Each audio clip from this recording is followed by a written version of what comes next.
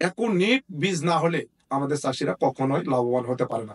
এই আদাটাকে চাষি দীর্ঘদিন ধরে করতে করতে জাতটাকে বিভিন্ন জাতে কনভার্ট করছে।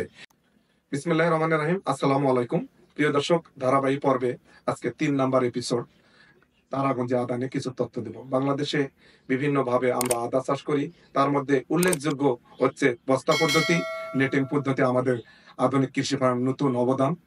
এখানে আমরা বীজ সিলেক্ট করতে অনেকভাবে ভুল করতেছি। আমরা এর আগের এপিসোডে বাড়ি 1 এবং বাড়ি 2 সম্বন্ধে আপনাদেরকে অবগত করছি। আজকে আপনাদেরকে অবগত করব এই তারাগঞ্জের আদা নিয়ে। তারাগঞ্জে আদাটা এটা নীলফামারী রংপুর জেলার তারাগঞ্জে উৎপাদিত হয়। এই জাতটা একটা স্থায়ী জাতে কনভার্ট করছে চাষিরা। এই জায়গার নামও তারাগঞ্জ, এই আদাটার নামও তারাগঞ্জ। এই আদাটা চাষিরা আগে পটলের জমি, কল্যার জমিতে চাষ করতো। এটা একটা ভালো পারফরমেন্স ছিল। তারাগঞ্জে আদাটা ছিল ঝাঁঝালো, অন্যান্য হাইব্রিড আদার মতো মোটা, দেশীয় আদাগুলোর চাইতে অনেক মোটা ছিল। আপনারা দেখলে বুঝতে পারবেন, অনেক মোটা ছিল। এক সময় জনপ্রিয় আদা ছিল এই তারাগঞ্জে আদা। এই আদাটাকে প্রিয় দর্শক একটা নাম করা জাত ছিল। তারাগঞ্জ বললেই তারাগঞ্জের আদা, মানে একটা সুনামধন্য আদা। এই আদাটাকে চাষি দীর্ঘদিন ধরে করতে করতে জাতটাকে বিভিন্ন জাতে কনভার্ট করছে। এটারই একটা দেখেন, এখানে 2টা জাত আছে। এখানে একটা গিরো লম্বা লম্বা, আপনারা দেখলে দিতে পাবেন। আমাদের বাড়ির ট্যুর যদি সাথে করি, দেখেন এখানে গিরোটা একটা থেকে একটা অনেক বড়, আর এখানে কিন্তু আমাদের গিট্টাগুলো দেখেন অনেক ছোট ছোট। এই জাতটাকে দীর্ঘদিন চাষবাস করার কারণে এই জাতটা আসলে সেই অরিজিনাল জাতটাতে নাই। এটার সাথে আবার থাইল্যান্ড জাতটাও মিশাল করা হয়েছে।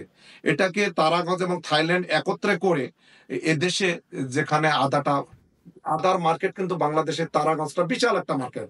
এখানে শত শত মন আদা প্রতিদিন লেনদেন হয়। এখানে কিছু চালাক মহল এটার সাথে এটাকে একত্রে করে এই তারাগঞ্জ থাইল্যান্ড একত্রে ক্রস করে একটা জাত, সংমিশ্রিত জাত করছে, যেটা চাষির জন্য অত্যন্ত দুঃখজনক। বাংলাদেশের চাষিরা আমরা যেমন ভালো করতে পারি তেমনি কিন্তু খারাপ করতে পারি। এই জাতটাকে আপনারা তারাগঞ্জে জাত চিনবেন কিভাবে? এটার গিরোগুলা অর্থাৎ গিট্টাগুলা অনেক লম্বা, আপনারা দেখতেছেন। থাইল্যান্ডের আদার গিরাগুলা আপনারা দেখতেছেন অনেক ছোট ছোট। এখানে বাড়ি 2 জাতের আদাটা দেখতেছেন গিরা অনেক ছোট ছোট। আমাদের দেশীয় জাতটা যদি আপনাদেরকে দেখায়, এটারও গিরাগুলো কিন্তু ছোট ছোট।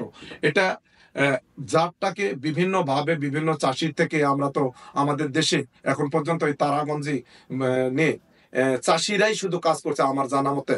এটা নিয়ে কোনো গবেষক বা কোনো কৃষিবিদ আজ পর্যন্ত এই তারাগঞ্জে আদাটা নিয়ে কাজ করা আমার জানা নেই, হয়তো করতে পারে।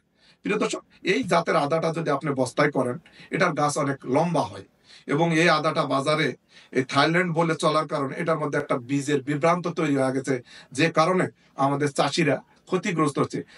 অ্যাকুনিট বীজ না হলে আমাদের চাষিরা কখনোই লাভবান হতে পারে না। প্রিয় দর্শক, এই গাছটার সারের পরিমাণ বেশি লাগে, রোগ প্রতিরোধ ক্ষমতা এই তারাগঞ্জে আদারও কিন্তু ভালো। এখানে প্রচুর পরিমাণ সার লাগে, যে ফলনটা হয় সেটা কিন্তু তুলনামূলক আমাদের বাড়ি 1 বাড়ি 2 চাইতে কিন্তু তুলনামূলক ফলনও বেশি, কিন্তু দামের ক্ষেত্রে আমাদের বাড়ি 2 থেকে, থাইল্যান্ডের থেকে এবং দেশি আদার থেকে একটু কম। এটাকে আমরা সাধারণত মনে করি যে বাহিরের আদা, এটা কেরালা আদা কেউ বলে চায়না আদা কেউ, কিন্তু আমাদের দেশে আমরা বেশিরভাগ যারা উৎপাদন করছেন তারা তারাগঞ্জে আদা নামে চেনেন। এই তারাগঞ্জে আদা সম্বন্ধে আপনাদেরকে তথ্য দিলাম। আপনারা যদি চান তাহলে আপনারা চাষ করতে পারবেন। আমি কোনো আদার গুণগান গাতে আসি নাই, কোনো আদার দুর্নাম করতে আসি নাই। কেন আসি নাই? আমি একটা জাত উদ্ভাবও করতে পারি নাই, একটা জাতকে নষ্ট করেও দিতে পারি না। এই জাতটার যে তথ্যগুলা আমার জানা মতে চাষির কাছে ছিল, আমি বিভিন্ন জায়গাতে ঘুরে সেই তথ্যটাই দিলাম। এই তারাগঞ্জে আদার ভালো মন্দ দিক এতটুকুই আপনাদের সামনে তুলে ধরলাম।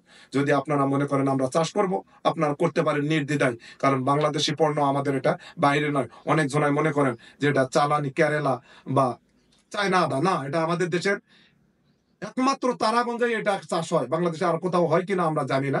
এটা এখানকারই একটা জাত, দেশীয় জাত। আপনারা চাইলে করতে পারেন। এর ফলন মোটামুটি ভালো, খারাপ না।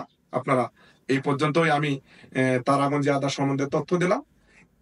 আজ এই পর্যন্তই। আবার 4টা জাতের মধ্যে আমরা 3টা জাত নিয়ে কথা বললাম। এর পরের ভিডিওতে আমি আপনাদেরকে থাইল্যান্ডের জাত সম্বন্ধে অবগত করব। এটার ভালো মন্দ দিক নিয়ে ইনশাআল্লাহ কথা বলার চেষ্টা করব। ভিডিওটা ভালো লাগলে অবশ্যই লাইক শেয়ার করে দেবেন। আসসালামু আলাইকুম।